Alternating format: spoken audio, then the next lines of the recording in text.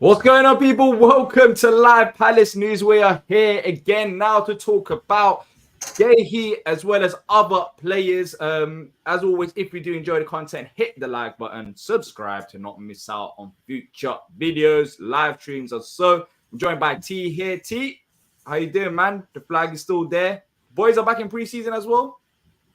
Walk on, bro. Everything's good, You man. good? You Everything's good? good. Everything's good, man. Yeah, preseason is kicked off, man. We still in the midst of the transfer window, man. So I don't know, man. It's things are starting to develop and heat up a little bit. You say that, but even like yesterday, there wasn't really anything. I mean, It, it, preseason it kicked off wasn't a whole. yesterday, but it's gone a bit quiet. Ever since the Elise news, anyways. Yeah, I mean, comparatively to how we started this window, I think that what it is it started out so blazing hot at the beginning of the window. It's like now it's almost like it's weird when we don't hear about multiple things. But I mean, think about some of the stuff that's kind of like still out there in play. Some of the stuff that we're gonna talk about today, man, it's still a decent amount of things going on. So Well, yeah, important stuff as well. You can see from the title, there are a few clubs interested in Marc Guehi, including Real Madrid. But we're not going to be just mhm. focusing on that. We're going to be focusing. I think the bigger thing out of all of this is the replacements, because there's updates on his replacements that we potentially spoke about in the past about other clubs being interested, some of them not signing new deals, some of them actually moving on. So we're going to be getting into that topic, and also a highly rated midfielder who's been linked with Palace and more. But as always, get involved in the live comment section, and if you're watching on replay, leave down your thoughts in the comment section down below. Hit the like button, subscribe. You already know how it is, people. Just show the love, and everything would be great. But as I mentioned, T, we don't really technically need to be rumored with every other player. I feel No, like things are starting to get filtered down. But before we actually start talking about players, it's good to see our new signing, Riyadh. yeah, In the yeah. office. In the office. Shout out, Ryan shout, shout out to Young, Chatty. not pictured yet, I don't think. I haven't seen any pictures of him. That's interesting as well, because he's meant to be training with Palace. Yeah, I I don't guess know. is it a sense of they can't really show him until he's a contracted player with the club type thing, almost Did like we a show like a Klein? trialist type of thing. Yeah, didn't we show in the final Klein whilst he was training with us? Yeah, actually they did. It was I think it was announced that he was training with us, and then I feel like there may have been some actual pictures and stuff of him. So I mean I don't know how it works with that, but I think that the fan base would love to see it for sure, just to know that everything we've heard is true, and that he could really possibly be joining us sooner than later. Well, he hasn't signed for us. Let's just say that he hasn't signed Nope, for us. not yet, There not are, yet, not there yet. are other clubs interested in, Ryan Sessegnon. So it doesn't mean that he'll sign with us. All we know so far is that he's training with Palace, and maybe for that reason, there's nothing bigger than that, and that's why we don't want to announce it. Please note, Guehi can't leave. Let's start with this then. According to Tom He, Barkley, he Real can't. Madrid, among other European clubs, are interested in Marc Guehi. Barcelona and Juventus are also being mentioned as well. As I said at the start of the stream, people are just joining now. Don't want to focus heavily on Marc Guehi. I think at some point, I'll be honest, I'm surprised that it's took this long, especially how good he's been playing for England. He's going to be linked with other clubs. But I think where things get very interesting is what happens with Guehi, because I had the feeling at the end of the season that Guehi will be the player to leave, especially with the reports that he didn't want to sign a new deal and he's got 2 years left in his contract. So this summer would have made sense. But now it seems like we want to offer him a new deal. Mhm. There are still other interests.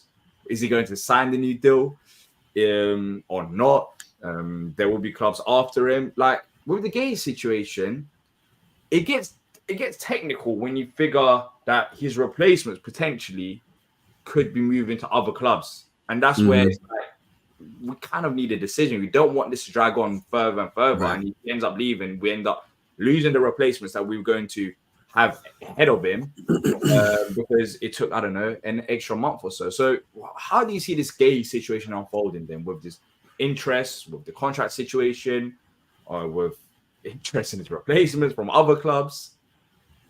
I mean, if I'm being honest, I think the smartest thing for Marc Guehi to do, personally and honestly, for his future, for everything moving forward, is to sign a new contract. Here's why. Right now, he's still on the original contract that he signed with us, original wages that he signed with us for in the beginning. If he decides to go somewhere else, um, things like his value are a certain level. Also, probably what they're going to be offering in wages is going to be to a certain level. Now, if after having a good Euros, kind of like he is right now, he comes back, he signs a new deal with us, a new deal that includes a release clause, a higher release clause, a new deal that includes higher wages. Now, when the time comes for somebody to try and come and get him, now he can command more. So then at that point, the value's higher. What you can make is higher. Now, the I guess the downside to that scenario is similar to what you were just talking about, the fact that if he signs a new deal, if it seems as if he could stay with us, naturally the guys who could possibly replace him or a guy in this situation who we're talking about, we're going to be talking about, could end up going elsewhere, which is part and parcel to the business. My hope is that uh, Dougie and probably Glasner too have identified more than one guy that they would really like to be able to bring in and replace him in the event that he does leave.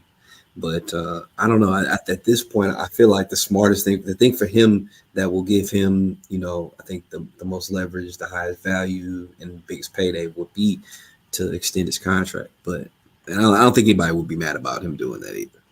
Do you think he does extend his contract? For me, I'll be honest, I don't know. I genuinely don't know, because before it was a case of he was potentially looking to move on. Now we're back in contract talk, so I don't know. I don't know where his head's at. I think personally at this point, I think the chances are greater that he will than he won't. Um, Why? If I'm being honest. Why? It's your gut instinct, because he wanted. Well, the reports were like he didn't want to sign an extension. That's why it's a bit confusing. That's why part of it, yeah, like, part of it is how the long is it going gut, to but drag then on? part of it is like we've seen in more recency than him saying, "Oh, he doesn't want to." In more recency, we're seeing that hey, he does want to negotiate. So, if we're going by the recency bias piece, then it seems like there's a better chance of him negotiating after Euros and coming back and signing something. The other thing is, until yesterday or earlier today or yesterday, depending on where you are, where you're from, where you live, there had really been very, very little news surrounding him and interest from elsewhere. Honestly, I think for the longest time, the only thing we heard any uh, whispers about was Man United. But since then, it just now came to light what we're going to talk about a little bit today with the whole Real Madrid thing.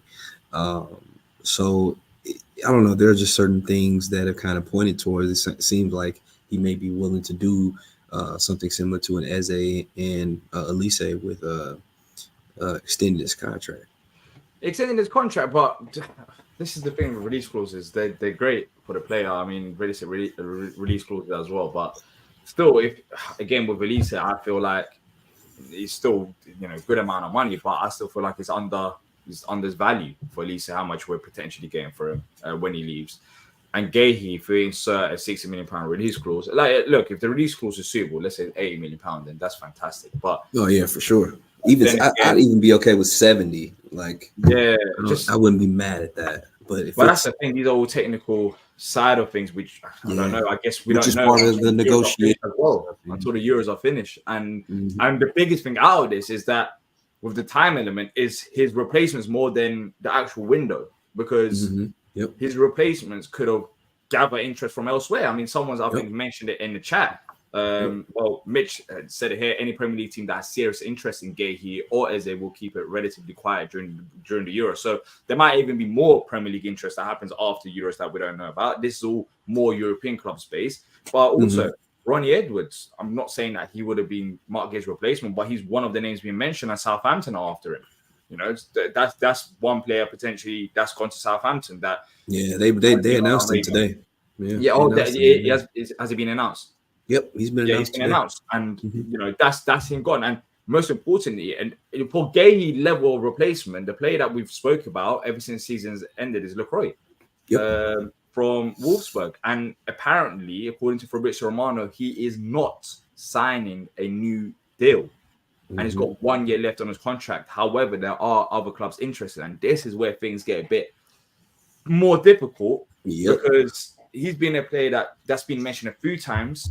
That's that we could potentially sign, and he knows Glasner. Glasner knows him as well. They played they played on the same team, so they know each other well. I mean, what happens with that? If let's say Guehi contract talks go on after Euros and we're coming approaching middle of August, and then Guehi still doesn't want to sign a new deal, then what happens? Maybe the encouraging sign is a club must know that Guehi's probably now more open to staying at Palace. Mm-hmm. But it's just confusing. I don't know what really changed from about a month ago till now. It's just one of those things that I think, it's kind of a rock and a hard place situation. You know what I mean? Like having a guy that's out there that could be a fantastic replacement, checks all your boxes along with the cost because of his situation with his contract. But then there's this piece of, well, are we or aren't we going to be able to keep somebody like Guehi? And like I said, it kind of makes you have to put your trust in a guy like Dougie to know that they have an understanding of what the situation is. Like they know the things that we don't, along with the fact that it can also be the fact that they have multiple options lined up in case certain ones don't work out in this situation, like you talked about with somebody like LaCroix, who is probably going to have a lot of interest because he's going to be getting moved on because he's going into a contract year. Well, look, I don't think this is the end for Guehi. I think we're going to hear more. It's just surprising, as you said the other day when we made the Daichi Kamada announcement video, and was talking about other players. Guehi, it has gone quiet. It has gone quiet. It really has. More rumors will start popping up, but the biggest thing with Guehi is his contract. If he didn't have his contract situation, then everything starts there. Everything starts there, pretty much. It seems like 2 years is a problem. It is a problem, especially if he didn't want to sign a new deal, which was the case a month ago. But then recent reports suggesting that we are willing to enter contract talks with him. So it's a bit baffling. There's two sides of the story. So if he wants to sign a new deal, then I don't think there's any problems there. But doesn't, then that's where things get a bit tricky, especially with these other players that we want rumored with other clubs. Edwards is gone. Munoz scored again. He's been scoring goals, man.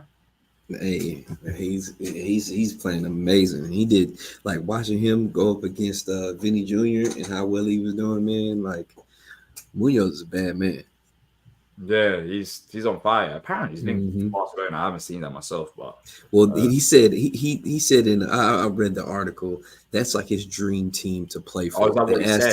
They asked him if he had a dream club that he has always wanted to play for, and he said that Barcelona has always been his pie in the sky club that he wanted to be a part of. Fair enough. Yeah. I mean, that's his dream. Barcelona right now fight for money. They ain't bringing nobody in with their money issues.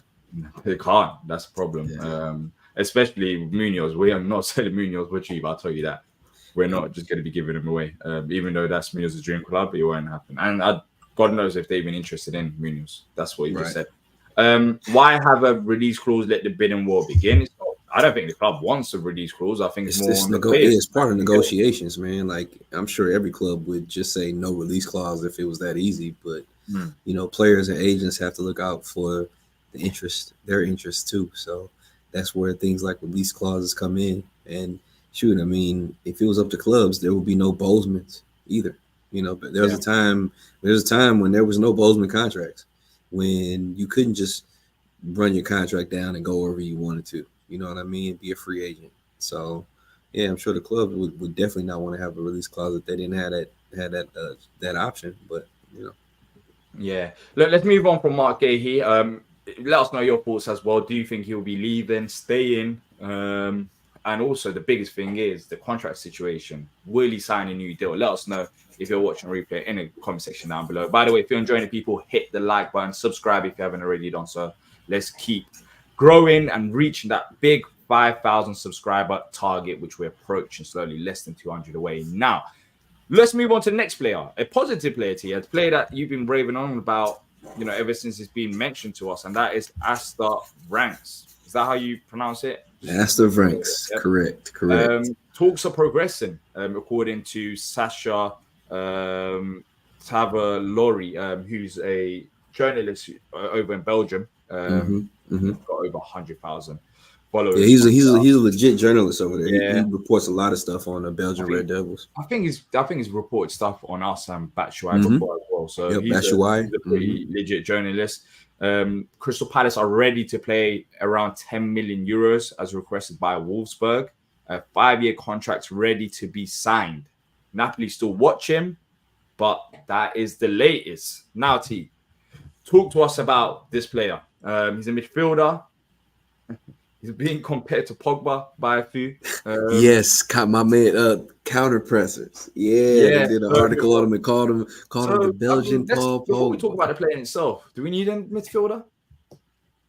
Yeah, I mean, the thing is, I don't think it hurts to have more depth. In thinking about, because I made a tweet that kind of talked about if you bring him in, what it signals for our team. I think if you sign a guy like that, it signals that number one, Will Hughes will now become central midfielder number 5 rather than number 4, because Aster is going to come in and he's going to be in the mix, like, for sure. That then allows you to make sure that Ozo and Ahamada can get loans. And it also means that Jeff Schlupp will never be in the central midfield for Crystal Palace ever again. I'm for that. Just for the 10 million euros, if that's the thing, then yeah, fine, sign him up already. Not to mention that he's already a full-on Belgian international, and he's only 21 years old. Yeah, 21 years old. Played 24 games in the Bundesliga last season. Mm-hmm.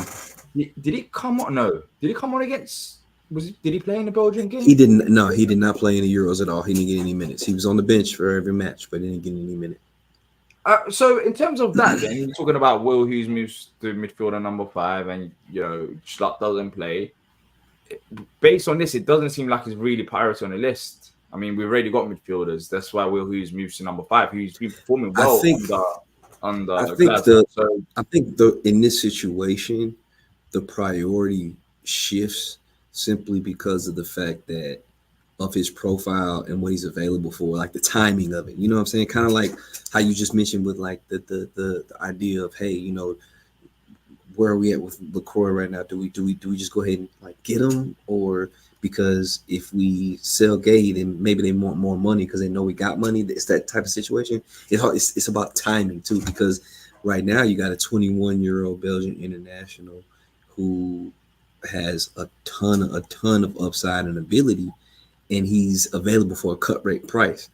It's like when you get that email from one of your favorite clothing brands and they got that 75% sale going on for a limited time. Grab that. I don't even need it, but I might grab it.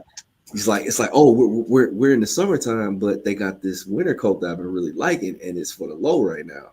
I don't need it right now, but for that I might grab it. I might as well grab it. You know what I'm saying? So that's the way it feels. So is it a necessity for us right now? No, it's not.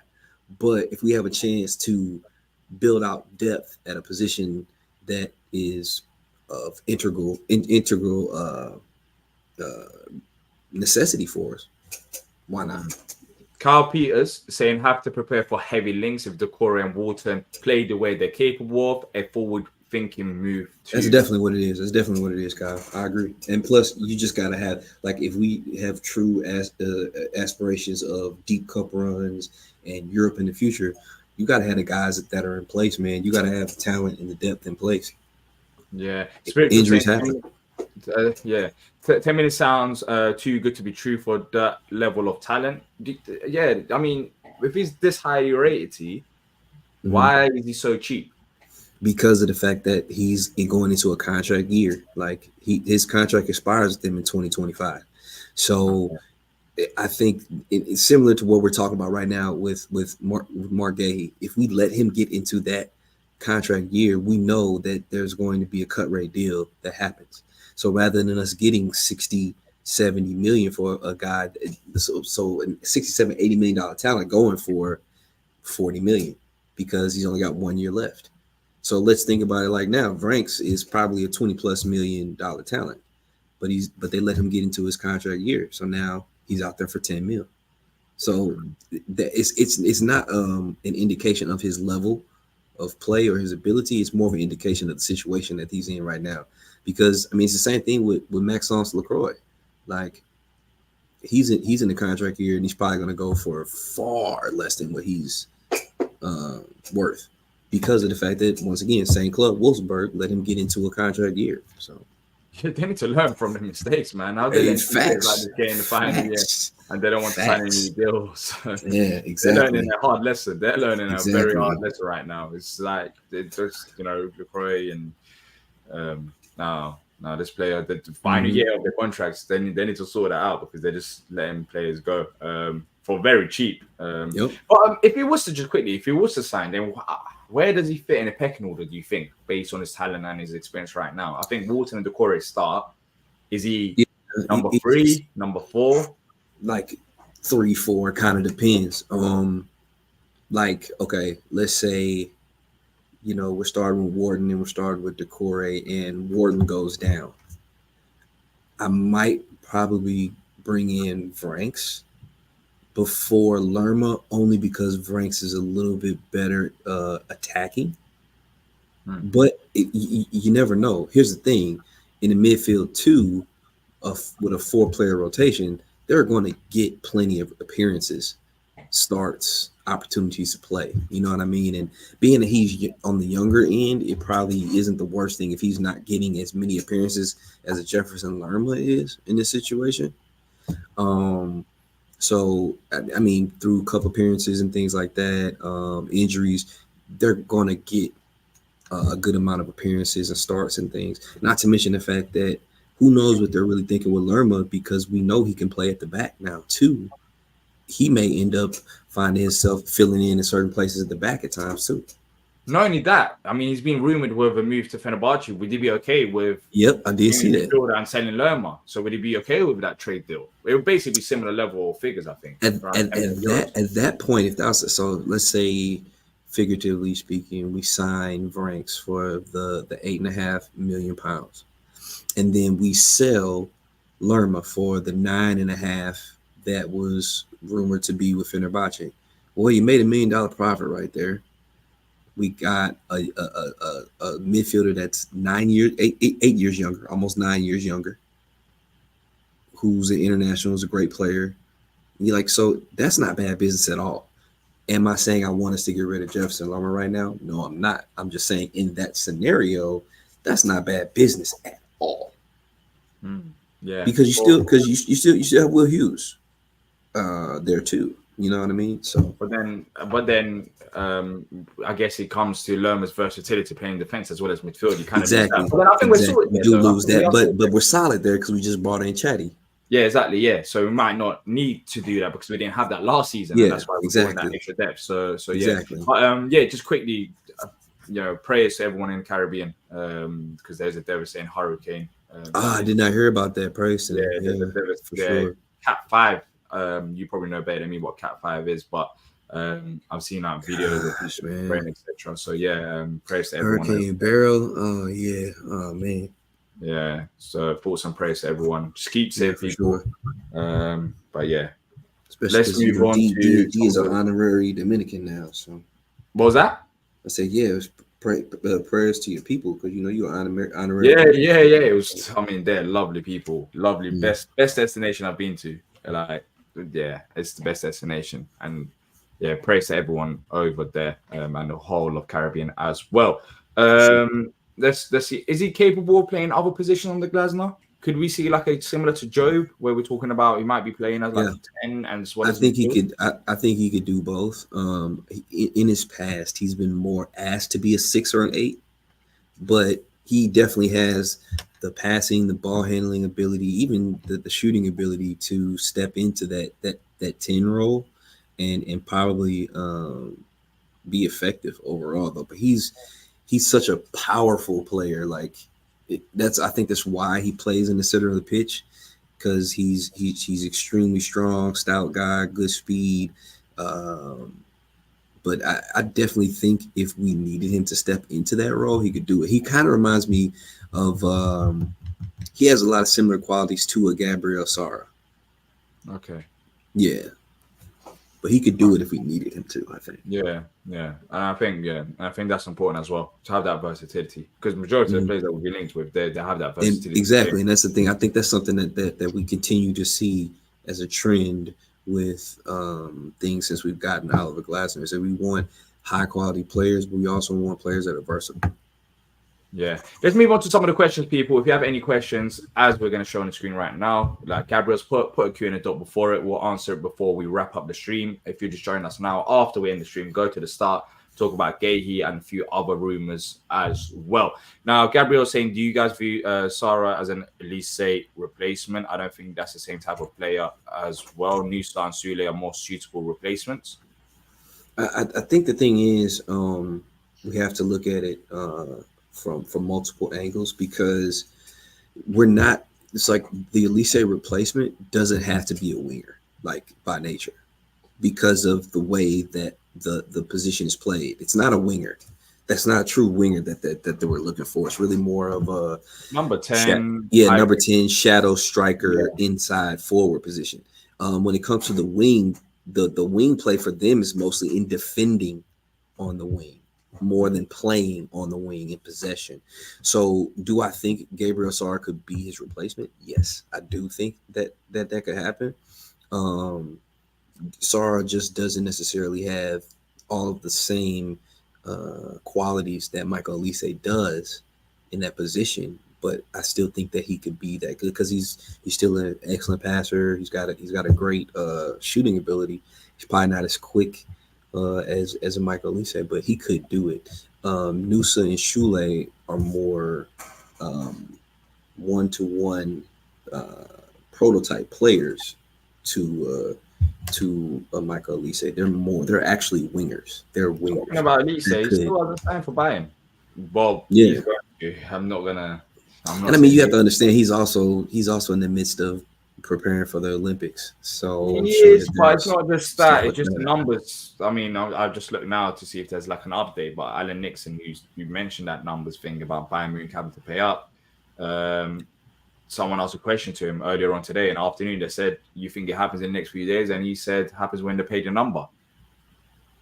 So they haven't. And I've seen someone saying that Man United are trying to hijack the move. I haven't seen that personally, but interesting. Yeah. Still kind of going on.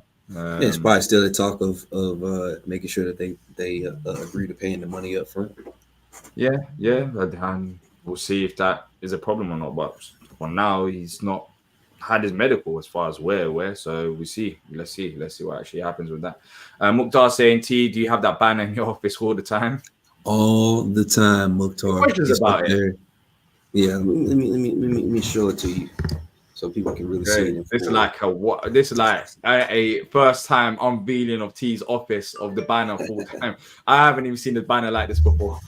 So cool story behind it though, D. I think my first year of doing Back in the Nest. Naturally, I would always say, hey, reach out to me on Twitter. I love interacting with people. And one of our viewers reached out to me and said that he had a whole bunch of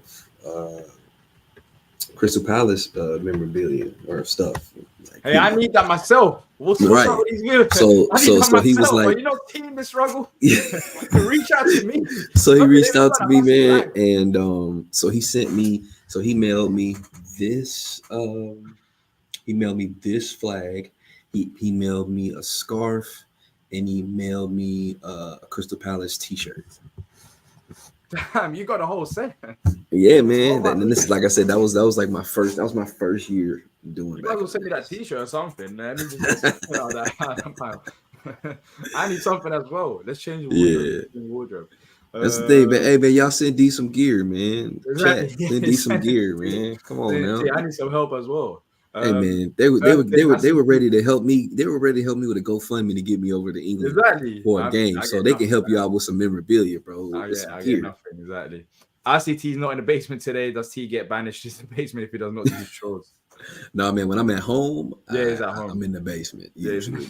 That's for y'all. And that's for y'all. It's not like that. When he's at home, when the family's at home, he's in the basement. It's not like even then, I like to go in the basement just because it's better sound quality for everybody. So, Okay, all right, yeah, cool. Fair enough, fair enough. John was saying, did you see the news about United potentially hijacking the Elise move thoughts? See, I didn't see the news. I don't know where you saw the news. If I you're didn't saying see the that, news, but technically, can they do it because they're the they're Champions not League playing club. Champions League football? I, So, can they even do it? God knows at this point. God knows.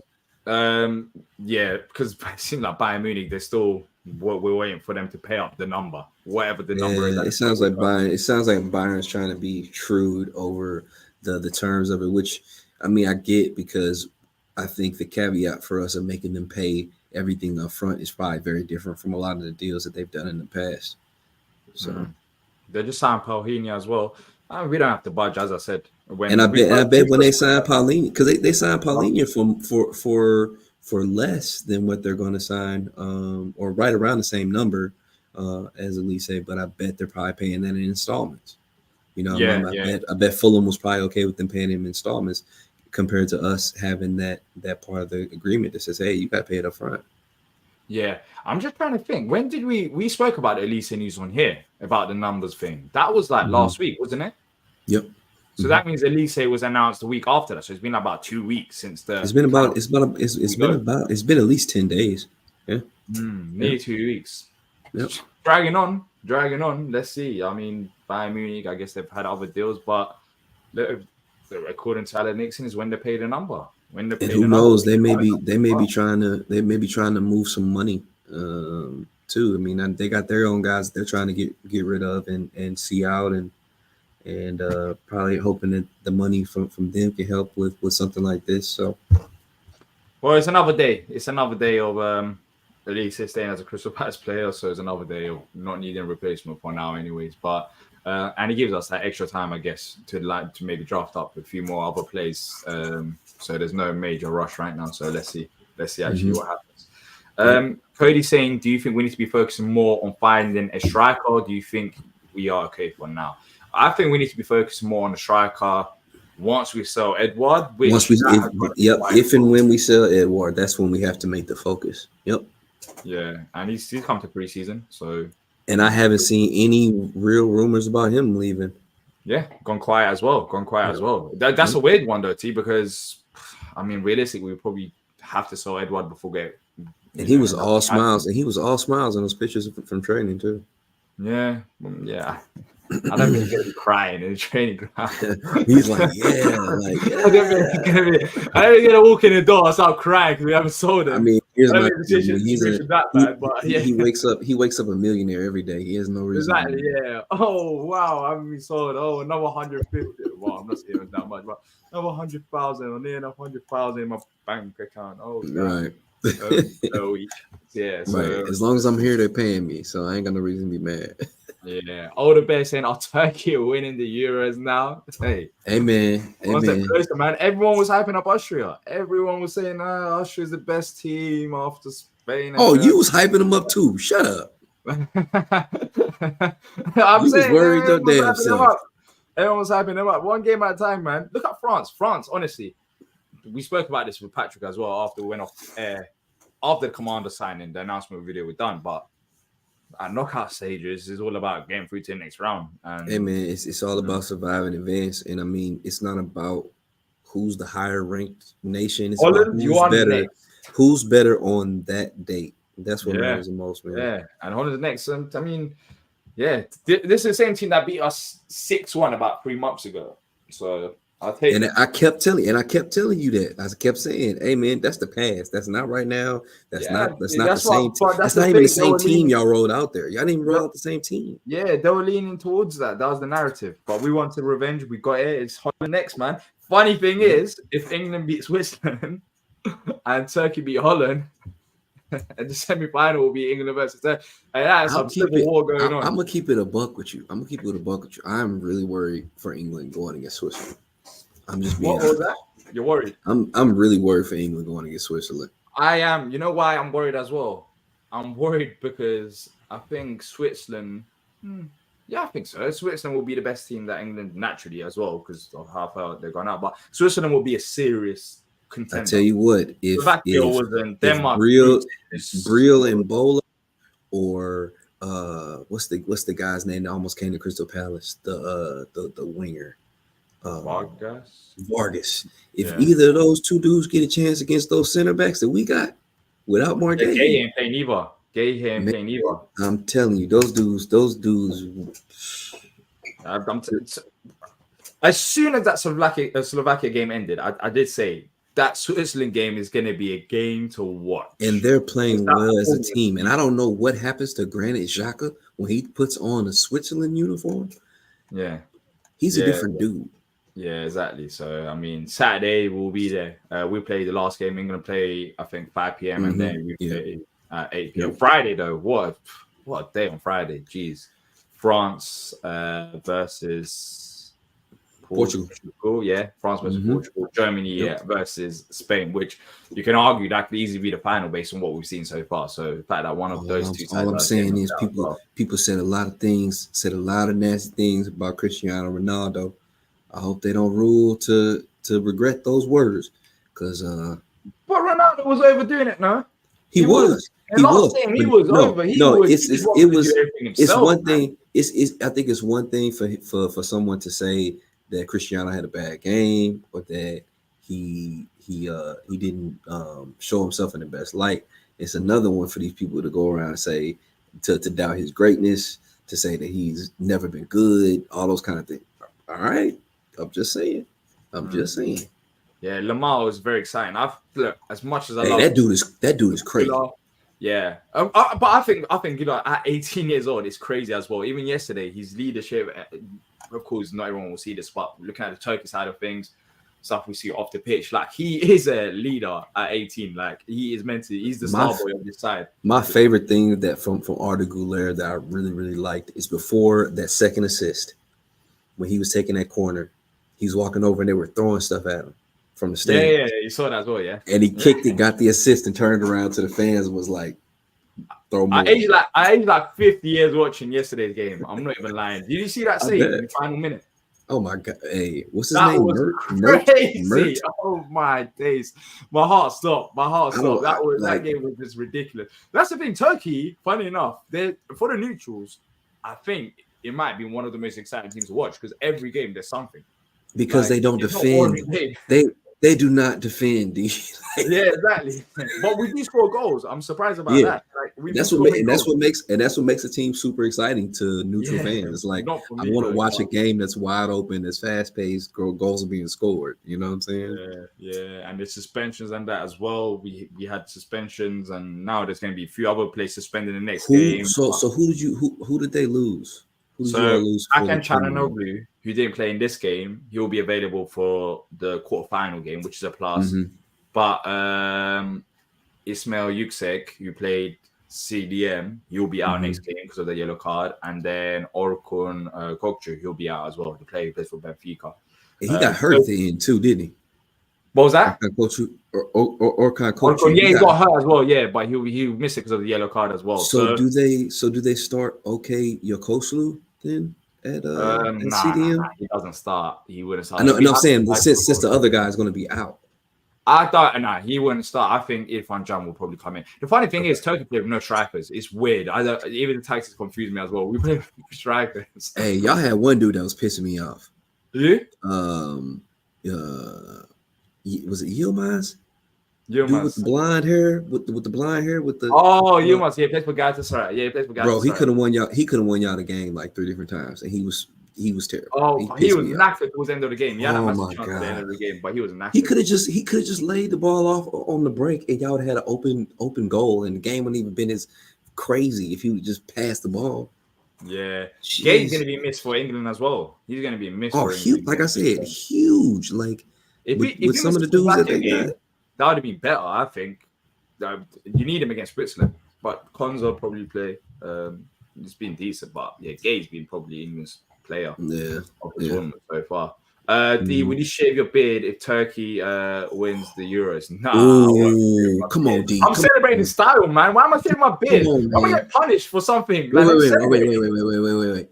You can celebrate, like, okay, let's say this. They win the Euros, and then you get like 3 or 4 days to like bask in the glow, and then you cut Well, why am I getting punished for something that is an achievement? Why am I shaving my beard? That makes no sense. It's not a punishment. See, that's what you understand. It's not a It is a punishment. for me. It's not a punishment. It's a letting go of personal things for the greater good. You know what I'm saying? I'm happy. Okay, here's the thing. Let me ask you this: Would you rather say, yeah, if they win the Euros, man, I'll cut my beard, or would you rather say, man, if they lose the Euros, I'm gonna cut my beard? No, I know which one is more worth it? Which one is more worth it? Like, I should get if the question should be, if Turkey win the Euros, is T gonna buy you a gift or something? Like, why am I getting? Why is my beard going? Why is my beard going? Like, why is that going? I need that. I'll shave my head bald if you do your beard. How about that? Yeah, that makes sense. I'll be bald with you. You'll have a bald face. Bro, I was already bald earlier on this year. I don't know if you saw it. You were close. Yeah, I was. So I don't want to be bald again. I want to enjoy, man. What is this? What is this? No, I want to enjoy it. People wouldn't be able to recognize you, bro. Yeah, they wouldn't be able to right off, Palace don't like their own academy players. They've always not got good enough, rather by a 19-year-old from Brazil or 19 from Belgium. We do like our academy players, but sometimes they're not good enough to play in the first team. Yeah, I mean, here's the thing. Like D has always said, man, it takes a lot for a player to get out of the academy and make a big impact. That's just the truth, man. Like, that doesn't mean that we can't develop good enough. That doesn't mean we can't develop good enough academy players to go to other smaller establishments and make huge differences. You know what I'm saying? And just because we haven't had one break in as of late and make a huge difference just yet doesn't mean we don't appreciate them. Yeah. I mean, it just takes a lot, man. It takes a lot. You need opportunities as well, T. You need opportunities as well now. No, true. Yeah, you need naturally opportunities if you want to get that chance. But I mean, with any of the youth players, do you think any of them are going to be getting opportunities? We spoke about it about a month ago. I think who we talked about, Danny Emre. I think he's in a position to get a shot. I don't know. I guess it did. I don't know what things may look like for a guy like Teo. Could be possible. Other than that, I think. Well, Sessegnon kind of cuts that out, no? I mean, I don't know. It could possibly be. I mean, we don't know. I mean, I don't know. Maybe it could be another long year for him. I think Owen Goodman is close. I think he's close to possibly having more time in the first team. So there are a few guys, but not as many as you would want. But I think that's more of a talent and ability. Like, I don't think we have guys right now that are ready to make that jump just yet. Yeah, I was looking at what do you call it, Emre. I was looking at Emre as the player to look forward to for the in pre-season, but I don't know how many.